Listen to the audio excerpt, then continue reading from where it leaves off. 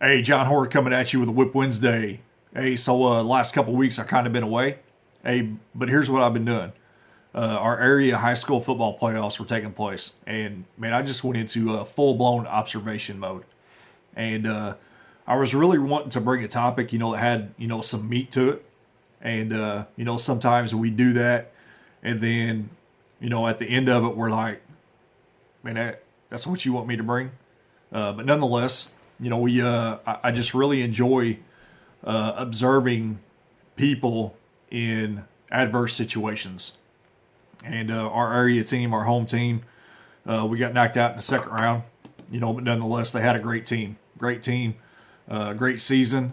You know, we finished probably better than what a lot of people had anticipated, and great job, from the coaching staff, team, everyone involved from the top down. Great year, great season. And like I said, I just went into full blown observation mode. So game one, we had an adverse situation that we come up to, and man, there were actually people leaving the game. So they was like, man, we thought we were beat, and man, we left, and I just started laughing. I'm like, seriously, this is where we're at, and this is what you did, and we're all home team, rah rah, and you're ducking out with a minute and a half, 2 minutes left to go in the game, and I felt bad for them. Felt bad for them because they didn't get to witness the plays that transpired after that point. We get into week two, a couple real good teams, and about the middle of the second quarter, I told one of my friends, one of my buddies, he's on the staff, and I told him, man, I just went into a full blown observation mode in the middle of the second quarter. Just watching players, watching other coaches, watching fans, and just watching everything transpire the way that it did. So, unfortunately, the result was not in our favor. And, that's the crazy thing about sports is there has to be a winner and there has to be a loser. It's just that's how they're set up. And that's the great thing about them, too, as well. So, the topic, it's a big one, right? Communication. Communication is key. I can't express how important communication is, and the reason why I can't express how important it is because at a time, man, I was very, hey, go out there and do this, and then I would turn around and, man, why didn't you do what I asked you to do? Well, maybe the individual didn't understand what you were asking. Maybe they didn't have the critical thinking capacity to fill in the blanks because of the lack of communication that you presented to them. How about that one? So, maybe they weren't suited to fill in the blanks that you didn't fill in whenever you communicated the goal or the directive or the plan in which you wanted to have carried out. So, communication is key. Communicating expectations. Everyone, for the most part, everyone has to be on the same level of understanding or as close as possible to the same level of understanding. So when you present, the plan, the goal, the expectation, hey, we're going to go out, we're going to do this, fill the blanks in. Fill the blanks in as much as possible with the knowledge that you have of the topic at hand. If you can fill them in, then you leave more or less nothing to question. Okay, he wants me to do this because he said this, this, and this. There is no gray. Make it as black and white as you possibly can. Make it clear and precise in your communication. From there, if you have communicated it in a way to where the person, the team, the group, they understand what the expectation is, then you can hold them accountable to that. Okay? So if you communicate it in a manner to where there are very, very minimal questions to be asked and they fully understand, which you can even ask them, hey, do you understand? Does this make sense? Keep explaining it a different way until it clicks, until it locks in. And when it locks in, then that's whenever you can hold them accountable to the expectation that you're setting or communicating. Okay. So then from there, if there's a lack of communication, if it's not presented in a manner and it's gray, either one or two things. Either the individual is going to assume what you explain to them, and they're going to do what they think is right, or they're not going to do anything because they don't understand. So then we ask them, well, at the end of it, does anyone have any questions? Some people are not going to ask questions.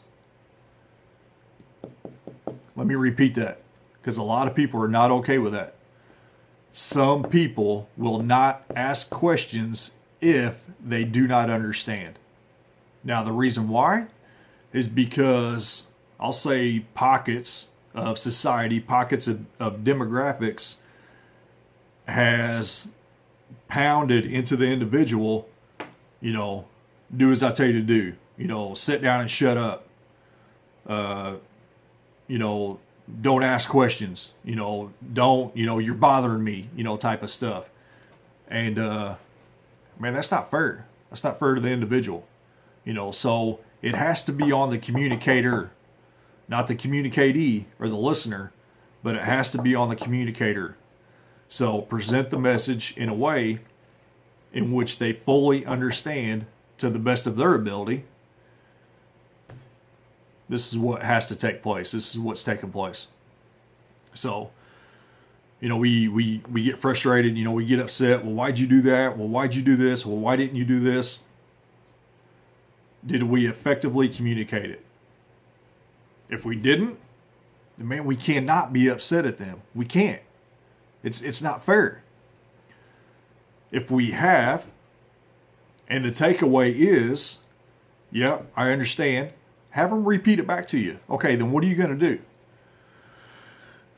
Here's the plan. And lay it out. Write it down. Put it on a whiteboard. Give them a checklist. Hey, do it this way. Do you understand? Yes. Tell me what you're going to do. And they can tell you, then we're as close to possible as being on the same level of understanding as what we should be to be successful, is how I'll put it. If they don't, they can't communicate it back to you, they communicate it back to them a different way. Spin it. Kind of like a turnstile or Rolodex or, gears fitting together. Find it until they lock in. When they lock in, you'll see it. Oh, yeah, I understand what you're saying now. So you want me to do this? No, I want you to do this. So you want me to do... No, listen. Replay it back. Oh, I get it. Okay, now tell me. If you were the one communicating it, how would you communicate it back to me? If it goes to that extent. Sometimes it doesn't. Sometimes it will. Be prepared for that. You have to be prepared for that. So, communication is key. It has to be key. We have to take communication serious.